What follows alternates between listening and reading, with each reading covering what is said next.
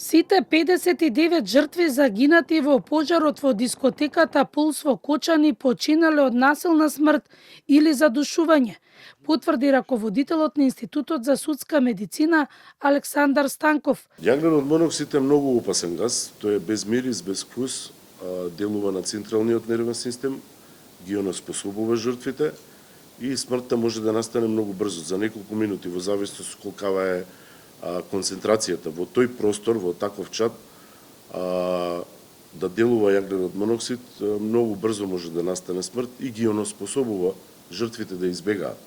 Значи, постои главоболка, повраќање, вртоглавица, без сознание, дезориентираност, парализа на мускулите, за неможност за движење. Станко вели дека до средата биле завршени сите обдукции, но важно е направена идентификација на жртвите, кои освен документите било потребно да се потврди и со ДНК анализа од нивните семејства. Кај оние лица, кај кои што беше невозможно, кај сите лица се работеше и ДНК и дактилоскопија.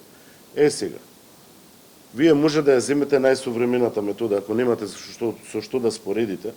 Значи, ако немате сродници, џабе вие ДНК да направите. Ако немате отисоци од прсти, односно дактилоскоп, отисоци од прсти, ако немате со што да споредите, џабе вие да направите. Ние имавме среќа да имаме сродници. Во нашата држава знаете дека да извадите лични документи мора да оставите отисок од прст. Има база, МВР има база на податоци. Кај четворица беше невозможно да се добијат отисоци и таму се направи само врз основа на ДНК. Дел од испитувањето во делот на токсиколошката анализа ќе заврши до крај на март. Облеката и личните работи од загинатите се во институтот и ќе бидат предадени како докази во јавното обвинителство. Станков потенцира дека иако имало притисок од семејствата, за што има разбирање и изразува жалење, сепак обдукцијата е многу важна. Прво ќе се одреди причината за смрт. Се одреди дали постојат други повреди. Ќе се одреди дали причината за смртта е поврзана со настанот и што е многу битно кај вакви масовни несреќи е идентификација на жртвите. Тие имале еден дел од нив лични документи, меѓутоа кај